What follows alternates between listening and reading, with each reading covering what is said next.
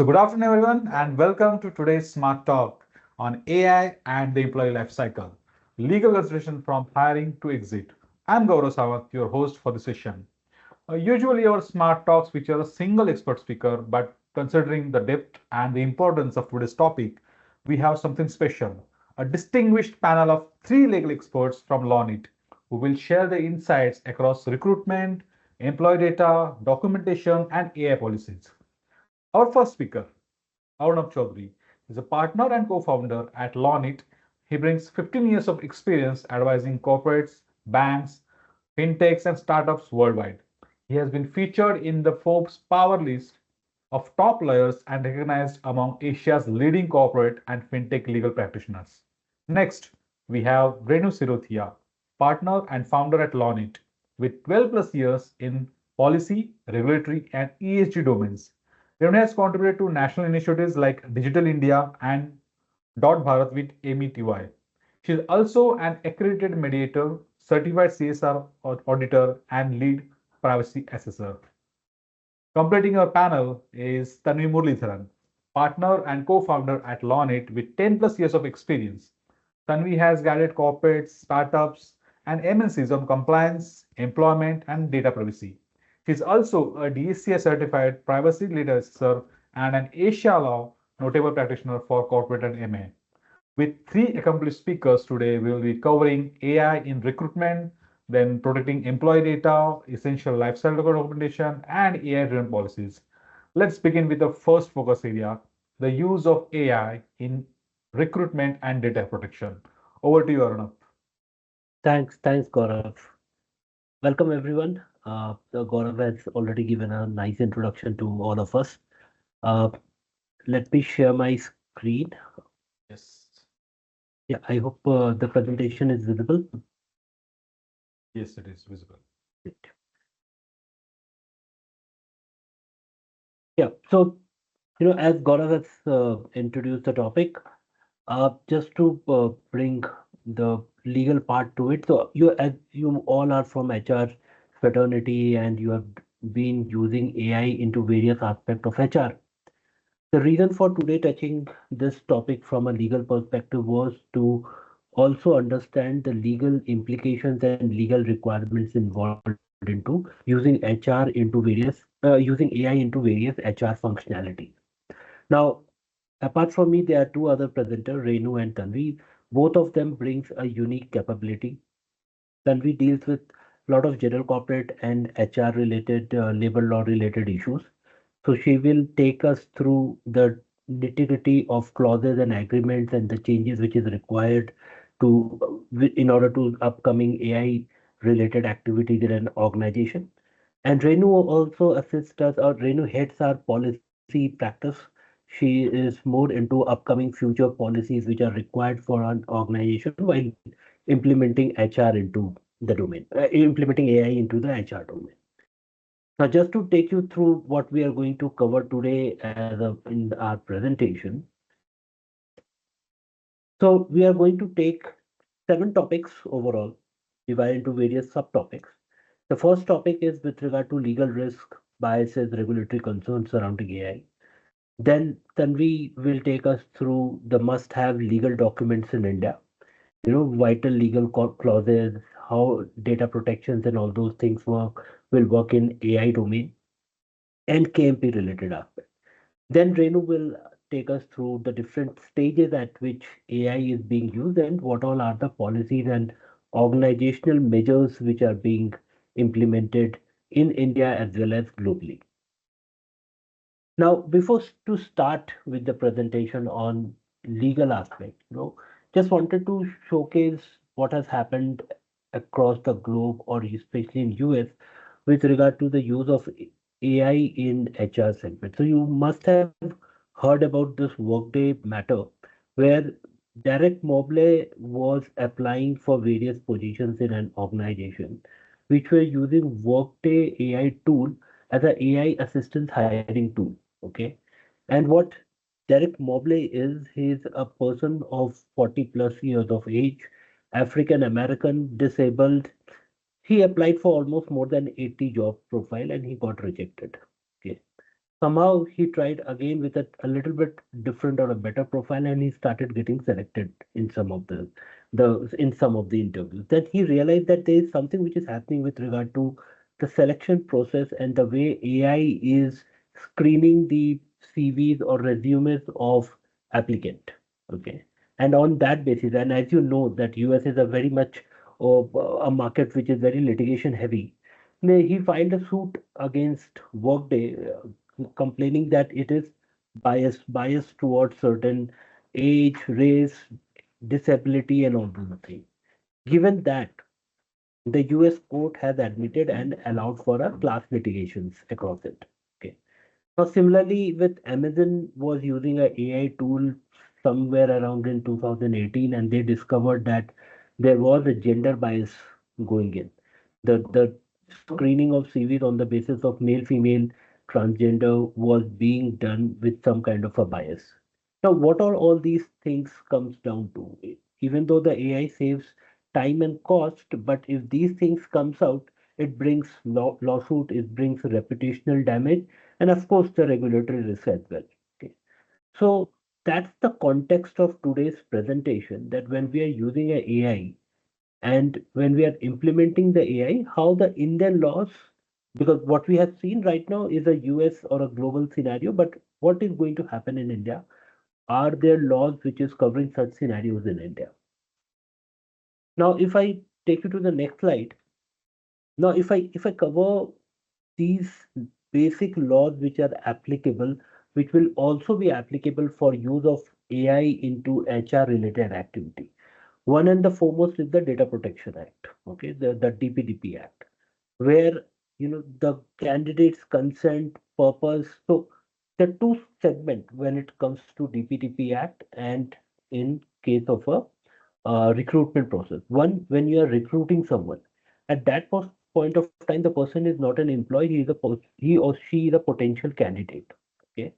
Once the person is selected and gone into employment, then the person becomes employee. Now, the data privacy rules applies differently for a candidate whom you are screening for employment and for your employees. Okay, because there are certain exceptions given under DPDP Act. Okay, but overall, what it requires a candidate access to the personal data which is being used by the organization, and he should also have a right of any other data principal with regard to access, correction, erasure of his personal data in an organization.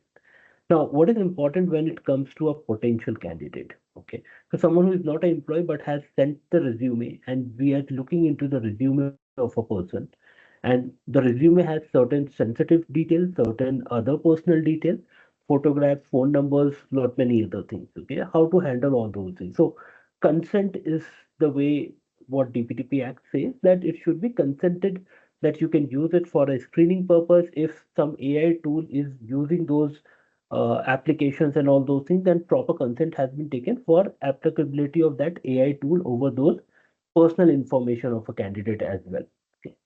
Now, the second important aspect where the last two matters which we saw of Workday and Amazon, the bias risk. Obviously, the AI mirrors human bias of lot many other things. So we don't know when it is getting coded, how the AI has learned things. This is very important for us to have a oversight, human oversight over the final decisions. And second, when a person is using a AI, or when a candidate is aware that his screening process is going through the AI systems and all, it's always advisable to keep a disclaimer language as well, which also shows or tells the user or the candidate that how the AI works in a broader way, and what all are the risks or chances of errors are there in this AI. Okay, so it's always good to have a aware decision rather than being unaware about the screening being done by a AI or human, and how all things are work. Now, the third part, anti-discrimination. So in a non-AI world, India do not have a very, I will say, specific anti-discrimination laws, but there are various laws for certain categories of people protecting their rights and protecting them against any kind of a discrimination. Like there are laws which protects on equal remuneration. There are laws which protects women under maternity benefits. Then there are transgender protection. Then there is a protection for disabled people, and then there are protection for HIV related disease and other diseases. So technically, even though India do not have a very, I will say, a uniform singular anti-discrimination law, but the laws against discrimination has been scattered and has been applied for a specific segment of people. Okay.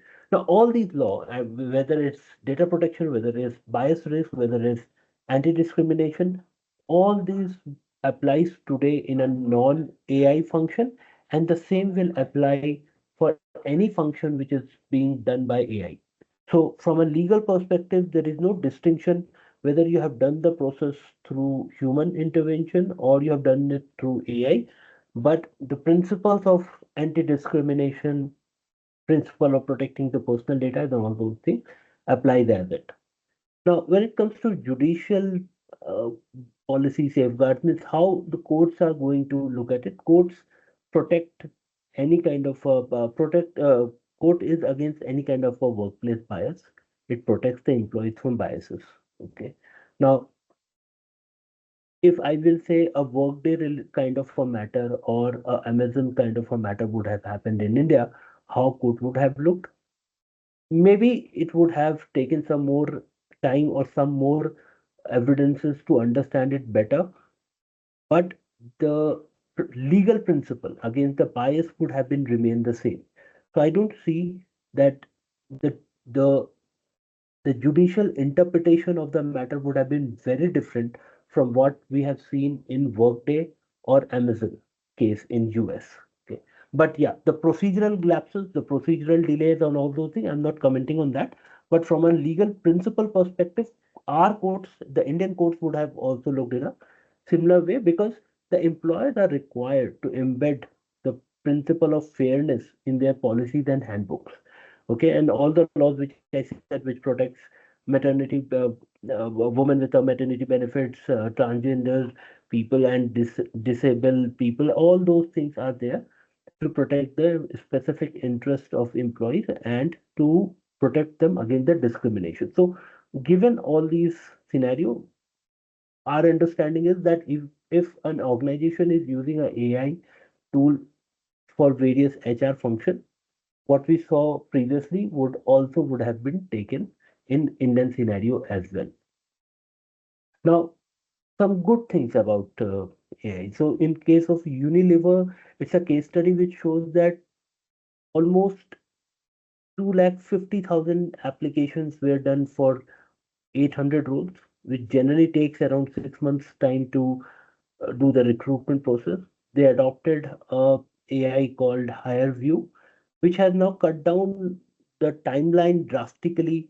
80% of the candidate pool filtered efficiently, 50,000 plus hours of interviews were saved. Annual 1 million cost has been saved. So there are lot many benefits and there are lot many yeah, success stories are also there. Some of the studies also show that 60% of HR activity today, they're using uh, uh, uh, one at least one AI tool for some or the other aspect of HR activity. And it seems like by 2030, almost 80% of the company will be using AI in their HR functionality. So, given this vast adoption of artificial intelligence into HR, which is very much a litigating point as well, because it has so many laws involved from a labor code perspective, as well as from a data protection perspective, from social benefit protection perspective. It's very important that the implementation of AI into various functionalities should also be evaluated because the risk will not mitigate by shifting human to AI. The risk will always remain with the HR team of the organization, and the organization will always be responsible even though they are using a AI, whether developed by them or developed by third party. So, in order to mitigate these risks and to understand where the rights of the employee and where the rights of the organization lies, It's very important to have our documentation, our understanding about applicability of law on these AI tools and AI aspects, in hand. So now the next part, which I will like my colleague Tanvi to take us through, is actually about how we should now start looking at regular documentation. First, which all are very important documentation from a HR perspective and employee perspective, and what will be the the consequence of what should be the updation of or upgrade of these documentation from a AI usage perspective. So I hand it over to my colleague Tanvi from this slide onward. Thanks. Hi. So I'll just take you through. First of all, I'll just tell you, I mean, I'm pretty sure you're aware of all the documents that you require from an HR perspective. But I'll nonetheless take you through why these documents are required and, what are the pitfalls and all of that. And also add on to that, wherever AI is something that, you need to sort of cater to in these documents too. So that's how I'll structure this entire thing. So first of all, offer letter or appointment letter. I mean, this is usually sent as soon as you offer a person like an opportunity in your organization. Usually with the very few things would be mentioned in this document. One would be what is the role, what is the designation, the potential salary that you're providing the person, what is the reporting structure. Typically, we also mention that, the confidential nature of that document, because of course, you don't want that person to carry that particular document and then, negotiate the salary with another person and all of that. So when there is a confidentiality provision, that sort of stops that person from doing that. So all of those things are what is generally mentioned in this document. So, from what Arnav was also describing, another thing that is also good to have in this document is like, at any point of time, if there is any sort of of course, there'd be personal information that is collected, processed, and all of those things. So, it is always better to have that also identified in the document, saying that, you consent to the processing and all of those things, so that when they approve, then all of these things are kosher. And also, if there is any sort of an AI tool that you're using, then some sort of a disclaimers in relation to that also can be added. But if at the offer letter stage, if there is nothing, then you don't really need to do that. But we have seen that a lot of companies do use, let's say, like an AI for background verification, for example. So you have circulated the offer letter and you say, we use this particular tool for which we are going to process your information in this way. And, and this is how we are going to provide the background verification report. But having said that, even if you use a background verification tool or any such other tool, it is always better to have certain sort of a backup or a review mechanism from your end, from a personal end at the company side, to ensure that everything is proper with respect to that report. But in the documentation, of course, you can handle the acceptance of it, the consent of it within the offer letter. So then, of course, after that, and another thing, another clause, this sort of recently came into light also, and then we always add this particular clause, that is the non-disparagement clause. So now everybody is very active on social media, very active on, they are obviously aware of their rights too.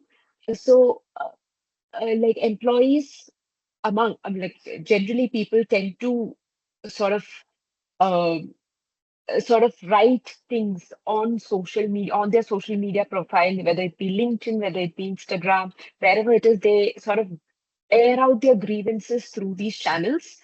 Uh, so I say this from both the sides. From a company's perspective, so almost all, at least the ones that we draft at least, would always have this clause called non-disparagement clause. That means you are not allowed to say what your grievances are with the company, or like in a very bad, disparaging, in a defamatory matter, uh, out in the social media, out in any place in public, in fact. So, so that is one clause that we add even in the offer letter stage and also in the employment agreement stage, so that the employees are themselves from doing this. But that doesn't really mean that, they don't have options or avenues. There are, of course, codes or arbitration processes where you can actually speak about these things. But mentioning that in a public this thing, especially when they like add screenshots of the communications and all of those things, not just like, breaches non-disparagement, that might also breach confidentiality, that might also breach, let's say, data, personal information of another person and all of that. And we have seen that a lot of companies also taking action in this regard. While this has nothing to do with AI, but this is this has been a hot topic because of recent notes that people have put online. So the next document that is relevant is, of course, the employment agreement. I'm not going too detailed into that. Of course, you will have your employment agreement, which is catered to different cadre of people. So for all employees, there will be a pretty standard employment contract, which is standard clauses of what their remuneration is, what their behavior should be, what is their code of conduct, what is the definition of cause in case of a termination, and that confidentiality, notice period, all of those things would be covered. All of those things will be covered, and of course, if the kind of employees that is joining is pretty critical, then you will also have non-compete, non-solicitation, and IP relating to IP, what IP they want to, if they're creating any IP, then that should belong to the company and all of those things. So these are the pretty standard agreement terms that will be there. From an AI perspective, again, what you might need to add either here or like I'll talk about the code of conduct next. So in the code of conduct also that what will happen is that you need to have like disclaimers, and basically it's not even disclaimers. You need to first of all sensitize your employees that you are using AI. So of course, most company is encouraged to use tools that will increase their productivity, and AI is one such tool. So you definitely need to ensure that your employees are also aware of the tools that you're using. The primary reason why we say that is because these AI tools usually access information of your employees to provide the required services, provide the required results. So that will include personal information. In almost all cases, it will definitely include employee personal information, their conversations, it could be their behavioral patterns, how they all of those things. So that is how you sort of create a roadmap as to what they are dealing with. Even their leave patterns, everything will be sort of tracked. So all of those can be considered as personal information because that is identifiable of that person. So as a result, when you're using these AI tools, sensitize the employees, because while data privacy laws allows you to access such information of an employee uh, for employment purpose, using AI might not be considered very critical to providing employment to a person. As a result, it's always better to have the clauses in your draft saying that this is how you're using their information. And the reason why you're using these information is to provide them with better service, easier, this thing, reduce the lead time and all of those things. And then have that within the documentation and the code of conduct. So that's what I was talking about. The next one, the code of conduct. So here you definitely need to mention, if not in the agreement, at least in the employee handbook, you need to ensure that these things are mentioned. And also, it would be always better to have in these documents when you're using the AI. First of all, what you're using it for, what type of AI you are using, and how that will benefit the employees and the whole grand scheme of the company. And how you're also trying to mitigate, because we all know that AI is sort of riddled with a little bit of biases, which creeps in from the data that is fed into the AI, right? There are tools to mitigate that. Most people are using those tools too. But even then, from a company's perspective, from an HR perspective, it is always better that you mention a process, say that while you can rely on the AI, while you can rely on the data that is provided by AI, you're also advised to actually look at the agreements and all of those. Okay. And then another thing that you as an entity should also make sure is that access controls, obviously, because not everybody needs to access all the information. For example, you should ensure that if you're querying an AI, it shouldn't show other people's salary details. So you need to ensure that those access controls are maintained within the organization and within while you're using technology like that. So that's what we were talking about in relation to Chinese wall. Ensure that people are privy to information only those information that they actually need to access and nothing more than that. And all of these things has to be mentioned in a policy. Internal policies should be maintained so that everybody is clear as to how this needs to be used, what are the kind of AI that is being used, and all of that. Um, then lastly, stock option. Here, it's not really relevant from an AI perspective, but of course, we do have ESOP agreements and stock options for senior employees or for mostly for retention of employees. And this will be a separate policy and a whole set of documentation will sort of follow this. And in that case, all of their code of how they need to behave, all of those things also sort of can be one of the conditions to ensure that they get the stock options vested. Lastly, I think what is critical, I'll just start with the confidentiality first. While most of the employees will have confidentiality provisions within their document, we also see that in certain cases, it is also better to have confidentiality and NDA documents, which is separate, which is be project driven, because if their role is a little more specific, or they are employed in some project with some client specific to the client, and that client has made the company sign certain NDAs and confidential agreements, then in that case, it should also uh, flow down to your employees so that they also are bound by the same NDA and confidentiality. But your typical clauses can be mentioned in the employment agreement, and or if you want in the code of conduct also, that's also fine. But other than that, if there are specific ones, it's always better to enter into that separately. Lastly, with respect to exit and this thing, exit. Um, Sorry, I think. Lastly, with respect to exit documentation, this is also one of the places where a lot of people use AI to figure out what is the general feedback that employees have given. And, so all of these things, first of all, will be documented that, you're collecting information as to exit and, how that works out and what is in the exit interview, what the person has said. All of those things sort of just get captured within the AI. And then that gets used to generate as to what is the reason for attrition, right? So again, in these cases, also ensure that these consents are taken when those things are recorded, and how it is recorded. All of those things also matter. And of course, your general exit documentation, of course, includes your the full and final letter. And even in the full and final letter, make sure you have clauses with respect to non-disparagement, confidentiality, to reinforce that when they go out, also they are aware that these kind of terms still continue. Just because they have stopped working in the organization doesn't mean that their confidentiality comes to an end, their rights to not disparage or defame the company comes to an end, all of those things. So it is always better to have those things added. And just one more point here, while it is not relating to AI, we all know that people in an organization do leave and join competitors, and that might be not 100% in line with what the agreement suggests. Employment agreement usually says just that you should not join a competitor and all of that. Um, but there is in such cases we need to see where they have joined, what is their role, what is the level that the position that that person occupied, and all of those things.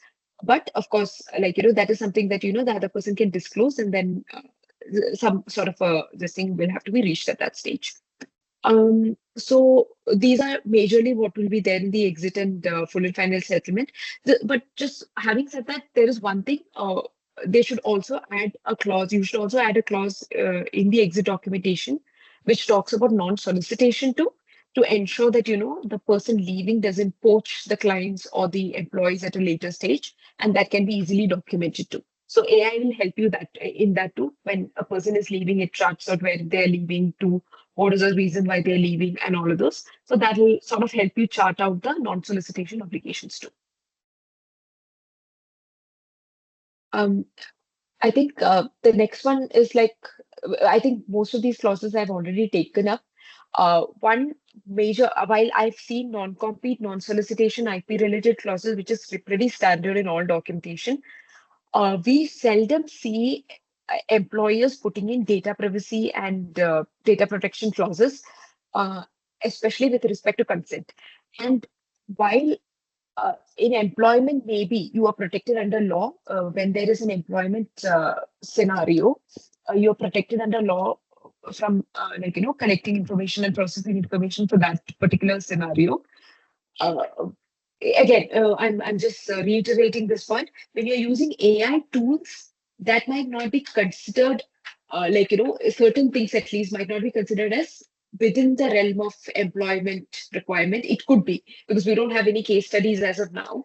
So in that case, it is always better to take specific consent at this stage. And also, as I said, if you're using tools for background verification or otherwise also, it is always better to take consent even before the employee joins you, because you will be collecting their information, processing it for various reasons. You will be passing it on between your within your organization and external too, because if you're passing it on to an background verification agency and all of those, and of course if you're passing it on an AI tool that to you does background verification, then also you need a consent taken before handling all of those sensitive information.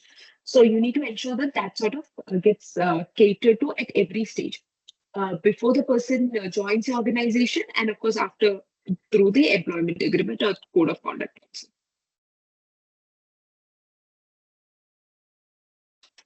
Um, so I'll just quickly take you through DPDP requirements. I mean, I've spoken quite a bit on this, but so right now there is the DPDP Act that is there, that is so effective within India, so which requires that you do something called privacy by design. Essentially, that means your entire organization should be catered around privacy, around ensuring that personal information of a person doesn't breach, your usage of it doesn't breach this. So that mostly means that you should only collect information that you require, and only use that for reasons, for the purpose that you've collected it for. Um, and if there are the special protections should be created around collection of information, storage of information, and transmission of information. That means there shouldn't be any breach with respect to personal information. And again, it's only personal information that this deals with, not confidential information. So the law doesn't protect confidential information, so that you will have to separately protect using your contract. This is only for personal information. That means something that can identify me, my email ID, my phone numbers, my address, my name, all of those are things that identify me. That is the only thing that is covered under this. And of course, there is also certain rights that is given to a person. So this right will also belong to your employee. So the employee can at any point of time ask you uh, how my data is processed, where is my data, who all have you transferred my data to, all of those things. And in case of a breach also, there are certain reporting requirements and all of those. So all in all, there is a whole lot of things to be done with respect to personal information, and almost all the information that you collect regarding an employee would be personal information. So this will like squarely apply to all organizations. Um, just very quickly, KMPs are basically key managerial person. KMPs under Companies Act has a whole other connotation. There is filings required and all of that, but that is might not be how you understand it. It would be anybody that is critical to your organization, which could be a CTO, CEO, CFOs, or whoever that is managing head, whoever that is actually HR head, whoever is a critical employee would be considered as a KMP. So it is always better to identify these people. And from an AI perspective, also, to identify who they are, so to ensure that retention is high and all of those things. And then, of course, another thing that is very critical in with respect to KMP is that you might have a more stringent contract with respect to compensation, with respect to confidentiality, IPR, non-compete, non-solicitation, and all of those things. You might have to have a separate contract altogether, which is specifically catered to them, which might not be the case for your other employees. With that, I'll just hand over the slides to Renu.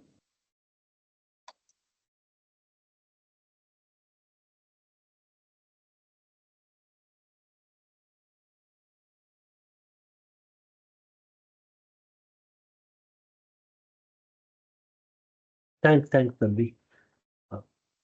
Yeah, so it's Thank pretty important. Yeah, Yeah, Renu, thank you you, can take Tanvi. it over. Okay, so as we all know that there are basic aspects of governance which cover legal aspects, but there are also policy dimensions related to deployment of AI in any organization. So we all know broadly how there is certain overlap when it comes to law and policy aspects. But when we talk about policy aspects, we are not only talking about internal policies, there are some macro policies also which are applicable on, say, state level, country level, some reporting requirements, etc. So few of those dimensions I would be discussing. And if anyone has any queries at end of the sessions, they may be asking. So a very pertinent aspect is contribution of AI at different life cycle stages of any employment life cycle. So we know that AI deployment or use starts even before the recruitment, means even at the application stage when CVs are submitted. So organization has to be transparent about when they are calling for resumes that they are using certain algorithm for screening, etc. So at recruitment and onboarding level, there is a screening and skill matching, etc. When volume is high, it is done through use of AI. Then there is chatbot for induction, etc. So at onboarding stage, it is there. So at time of induction, also some trainings, etc. They are AI based. Then performance assessment, whenever it is done, a lot of things are automated, and key performance indicators evaluation also, specifically when organizations are huge and headcount is big, that kinds of AI tools are required. Then when we talk about performance improvement process, at that time also, whether it is at time of appraisal or it's at time of exit interviews, in all those cases data driven skill gap detection is done. And sometimes there are tailored trainings once we know what indicators are improving the performance, so it is highly useful. So whenever at these stages AI is used, some policy dimensions have to be kept in mind, which I would be discussing subsequently. Just quickly going to where all it is deployed. This is very broad aspect. Then from organization to organization, it differs. Uh, Nowadays, even for employee engagement, lot of analysis work is required, and sentiment analysis is done. AI enabled feedback is taken. 360-degree feedback also, it requires AI tools, etc. One very important aspect here on slide I have not mentioned, but for retention also patterns are studied through AI. However, at those stages, as Tanvi mentioned, disclosures are important wherever AI is being used. So the people who are subject to it, they should be aware of that this is subsequent use. And obviously at exit and on offboarding stage also, for attrition prevention, for predicting the patterns of attrition, for developing the insights, who are exiting, why are they exiting, or who are the unproductive lot, who are retrenched. For all those things, AI analysis is done. Tools are also required for seamless transition, for whether that transition is at time of exit or at time of change management. So here I'm not going into detail, but even in cases when there is devolvement, if there is merger or management change, in all those the situations also some analysis through AI tools is done, so that it is known that whether employees are working properly under new management or during the change also. Uh, Now I would be going to the next slide, and we would be discussing other aspects. Just give me a second. So before we go ahead, it is important to reiterate the policy aspect, which are also covered under the legal aspects as discussed by Arunabh and Tanvi. There are various challenges which pertain to privacy bias and transparency. So we all know that whenever AI is, whether when it is procured, when it is deployed, when it is utilized, even when it is improved, data privacy has to be maintained with utmost compliance level, and because there are various risks involved, and there may be unauthorized access, there may be misuse, or sensitive information may get leaked. So it is very important that organization takes care that privacy is one by design. Second, that privacy compliances are done. There are periodic audits and checklists are followed, and not only at the legal team level. Every team should ensure that privacy is there, and it goes hand in hand with security. It must be sensitized to every team that their systems must be robust enough. They may not be sharing their login data, etc., everywhere. Sometimes organizations think that these are obvious things and need not be told, but periodic trainings are very important to sensitize the people who are using the AI or feeding the data into AI, particularly for feeding daily timesheets, etc., for giving reporting, etc. Where all the organization, whether service based or product based, they require feeding the data. At that time, privacy is required. Another thing is if data is shared to any other party. So we already covered that in legal aspect. It's important that it must be on the basis of only as much required. Another thing is wherever possible, anonymization should be done or encryption should be done. So that is another important thing. So one is aspect of using AI with general methods. Other is technology is required. So every time whenever AI is deployed, uh, for challenges, not only data privacy challenges, there should be corresponding budget also. Now, coming to another aspect, bias in decision making. We know that when algorithms are used, there may be some inherent design flaws which may be creating bias. Another is there may be some unintentional discrimination which may be happening. So, not only there should be the mechanism to test the AI before it is deployed, there must also be adequate mechanism of feedback at every stage. And if some report is there that there is some bias occurring, there should be redressal. So, otherwise, if that is not that kind of mechanism is not there, organizations may get into legal soup. So it is good that disclaimers are given and there is adequate scope of getting the feedback and taking action on that. Another thing is transparency. So there are two words which we are often hearing, that one is transparency, another is explainability. So at the technology level itself, there must be adequate explainability that how AI is coming up with certain decision or how it is segregating certain data.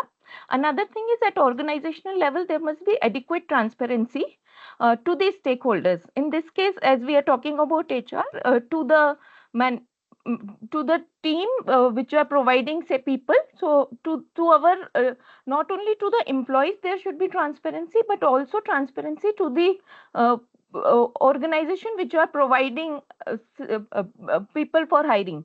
So for example, if there is some recruitment consultant or consultant who's doing background screening, or there is secondment, etc., in those cases also it is important that uh, we know that what indirect AI is used. So every disclosure has to be there, and not only to the employees but even to the higher management, because ultimately in India as of now there is no such specific reporting requirement, but companies have to maintain their AI use, and in coming time there may be scenario when reporting is to be done to a specific regulator. So in those cases, it would be good to maintain the transparency log of internal AI, as well as if any partner institutions are using certain AI. So at least some broad level information should be there so that it can be subsequently transparently disclosed. Now I would be moving to other dimensions and to other slide. Uh, Again, as I said, could be potential policy measures and mechanisms, but as of now, there are broad principles which are observed across the countries, across the sectors, not only for data intensive sectors, generally also they are used. This is irrespective of the size of the organization. So first, transparency, which I already discussed, that there must be clear communication, and for that AI, whenever HR teams are deploying AI and applying AI, so it has to be very transparent, and they should maintain inadequate information about it. Another thing is continuous monitoring is required. Periodically review and update of AI must be there, whether the model is working properly, whether compliances are done, if there is fairness, if there is any feedback. And also it is important to note that sometimes organization acquire some AI, but after a while they may realize that it is not working for their system. So periodic review also helps to assess the relevance, because then they can either improve it or replace it with some other suit, depending on the function. Now, one important thing is there. Sometimes for each function there are different suits of AI taken, and sometimes there would be some macro suit available, which would be helping for all the functions, and it also helps in interoperability, and it saves lot of budget in data. So in that case, also monitoring is very important thing. Now, coming to the fairness and non-discrimination part, one, as I already discussed, that AI, whichever is at procurement level itself, it must be seen that it is properly designed. It must be tested. So obviously, organization who is selling the product, AI product, they would be doing their testing. But while procuring, each organization should see that it is properly working, and they must also regularly conduct uh, bias audits. Okay, so that those audits are done by specialists, and there are some standards also. ISO standard is there. IEEE also has some standards for that, which helps in they have checklists, and against that it is audited. So feedback of all the people, all the stakeholders, of the employer, of the employees, of the tech team, etc., are taken. So uh, even while performance reviews are done, or recruitment, promotions, any of the function, when it is conducted, it must be seen that how AI is applied, how it is working, and whether it is fair in its approach. That must be ensured at all the times. Fairness is a very important benchmark. Another important part is, which is already we discussed in detail, that data privacy and security laws like GDPR and like DPDP Act, they must be followed, and it's very important that all the information which is collected, it is consent based. So every time there must be prompt which says that certain data is collected, and it would be used for uh, XYZ use, and data use must be restricted. Okay, so if for X purpose, say for the purpose of performance analysis, certain data is obtained, it cannot be used for other function, and if it is, that must be adequately disclosed to the subjects, in this case the employees. Another important thing is, at all the time, whether AI is very robust, also human oversight is very important, and this parameter is considered not only in India, it is considered across the countries, that AI is robust and it is accountable. However, periodically human intervention is there in form of auditors and experts who see that the AI is doing proper performance. So ultimately, policy broad level concept would be, AI is not a person in a real sense, it is virtual person, but ultimately liability is with the organization which is using the AI. So it is good for the organization also that they keep the human intervention, because if we know that automatically AI is learning, right? So it is ultimately machine learning and deep learning, and if they start using or misusing certain information, that must be periodically kept into control and check. So it's not like 100% viable, but best practice is that. Now I would be discussing some of the mistakes which organizations do. Okay, so one very common mistake which organizations do is that while uh, covering notifications or while taking the consent, they do not cover all uses of employee data. So they would just say that we are collecting this employee data for, say, uh, appraisal purpose or for retention analysis. So it shouldn't be like that. Disclaimers must be comprehensive enough. Notifications must be not only at the right time and frequent, they must be comprehensive, and it must not be created in vague language. For that, experts are required, whether it is AI auditors or privacy assessors or lawyers, but that proper language is required, and each organization must be mindful of that. Now coming to another challenge, that not ensuring routine checks. As I already discussed, if routine checks are not there, there may be some inherent technical errors, there may be some bias generation, etc. So routine check not only by the technical team but by the auditors, lawyers, etc. is also required. Otherwise, bias decisions may come. Otherwise, there may be data leak also. So all these things are to be taken care of. Now, another important thing is, which as I already discussed, but again it is a common mistake, that some organization are once deploying the AI and asking the technical team to do the technical updates, but there is no human oversight that how actually it is working. So our, for example, if it is done for retention, are employees actually getting the motivation, or if it is for learning, are employees actually getting the learning from the suit or the model which is instituted. So at each function level and for each of the product, human oversight is very important, and some organizations miss to do that. And sometimes when organizations are not following these dynamics and dimensions of explainability, transparency, risk assessment, and bias prevention, etc., then they may get not only into legal suits, but they may also end up getting losing a lot of financial aspects. So it is important that to maintain robust institution of AI, its good utilization, and for proper budget of AI, and also for mitigating any risk such as litigation, etc., proper care is taken. So these are the broad policy aspects. However, there may be some more dimensions which I think Arnav may want to discuss. So I would hand over to Arnav to highlight those. Thanks, Renu.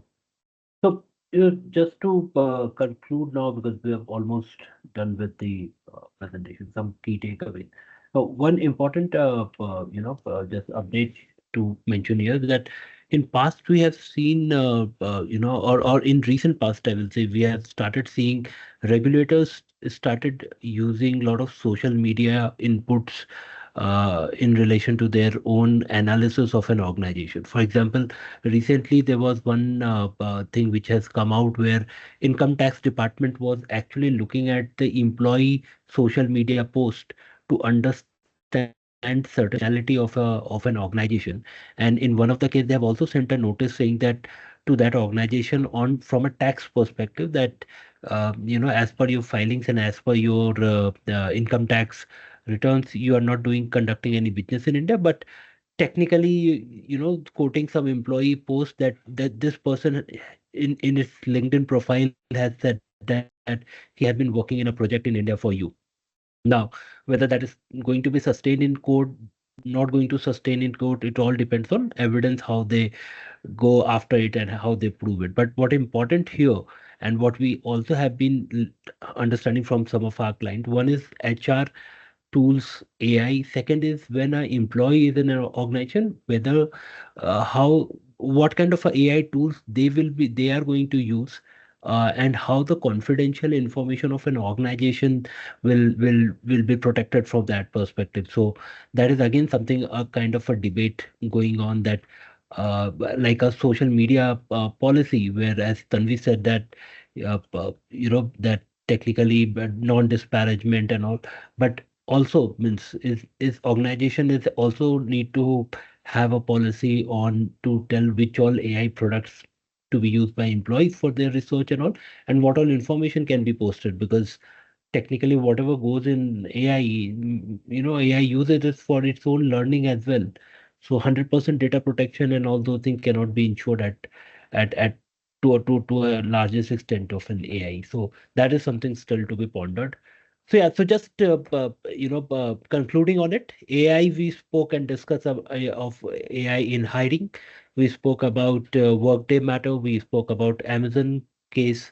We spoke about the other things where how the AI has been used. Similarly, Tanvi has spoken about the clauses, details of policy. Renu has spoken about policies, that now it's time to upgrade a policy, and very soon, see, Indian government is looking into AI from a various aspects. So one aspect is HR for sure, but then there are usage of AI for from a consumer perspective, how the interaction of consumers. So government is looking from various aspects, and if suppose there are audits and certification requirement comes in for usage of AI, it would also impact the usage of AI for HR functionality. So currently, lots of consultation papers has been issued by government. I would suggest that you all should go through Niti Aayog consultation paper, and if you are in fintech companies, then there is a white paper issued by RBI as well on this topic. So lots of discussions and deliberations are happening. It's time to go through that and be aware that there are certain policies which will require to be updated in your organization for sure. And at least for now, there has to be some placeholder because everyone is using some kind of AI to make sure that we are on the right side of the law, at least with disclaimers and policies. We are protected because we are using AI into our day-to-day functionality, into our day-to-day HR functionalities nowadays. So yeah, with this, I will rest the presentation part. Just to mention that LawKNIT, just to brief profile, we are a law firm based out of Bangalore, Mumbai, and Indore. Uh, we are full service law firm, provide from general corporate assistance to HR related, human employee related aspect to PE, VC, M&A, all kinds of practice areas. So from this, I hand it over to Gaurav. Gaurav, if there are questions, happy to take those questions now. Yes, I can see. Yes, there's one question. If employees know AI is used in performance reviews, how can HR maintain their trust and confidence? Great. May I Renu, address? would you like to answer? Yeah, Yes. please.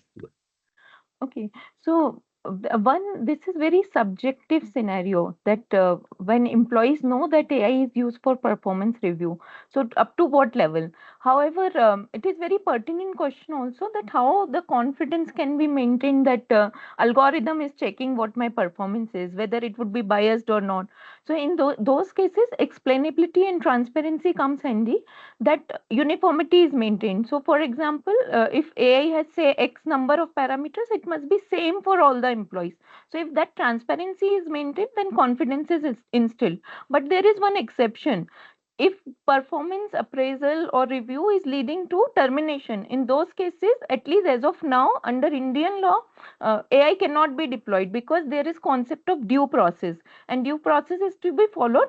As far as AI is consistent with the due process, if it is only complementing and assisting the due process, then it is okay to have some AI tool assisting, but completely it cannot be left on AI. In courts also, that judgment criteria is there, no? So AI can only assist, it cannot be completely doing the whole work. So it may be complementary tool only.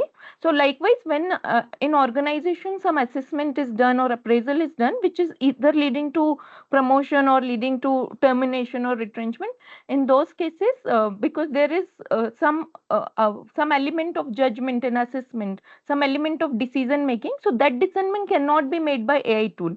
So as of now, that is the scenario. I hope it helps. And Dipali, is there anything?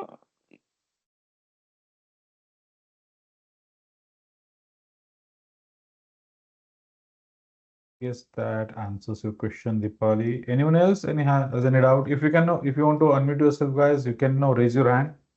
I can unmute you. Or else if you're not comfortable speaking on mic, you can now ask question in a chat box.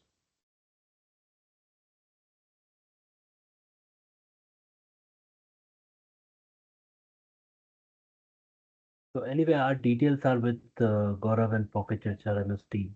Anything with regard to these things on documentation on AI, we are always accessible on our email IDs.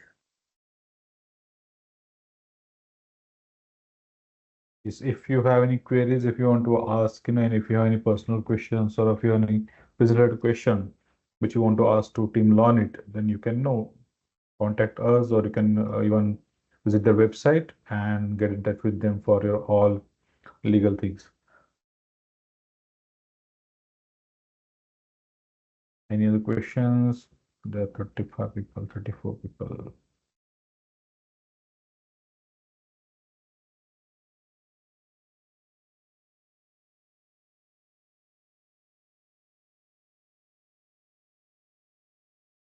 All right, then I guess it's time to wrap today's session. It's already, we have reached 4:10. Yes, already Yeah. 1 hour. We spent already 1 hour. So thank you guys for joining today's session. Okay.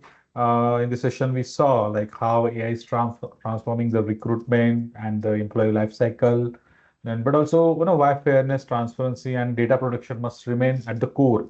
Okay. So AI should, what I think is AI should support the HR decision, not to replace them, right? And yes, we have to deal with this new advancement coming every day. We are coming, we can see if you open the LinkedIn, there's new AI tool, there's new enhancement is happening, and with respect to law as well, number of things will happen soon in Indian context. So thank you so much on behalf of Pocket HRMS and Team LawKNIT. Thank you once again for being a part of this wonderful session. Thank you, Team LawKNIT, for this insightful session, and hope to see you soon. Thanks everyone. Have a Thank nice you. weekend. Okay. Bye. Bye bye.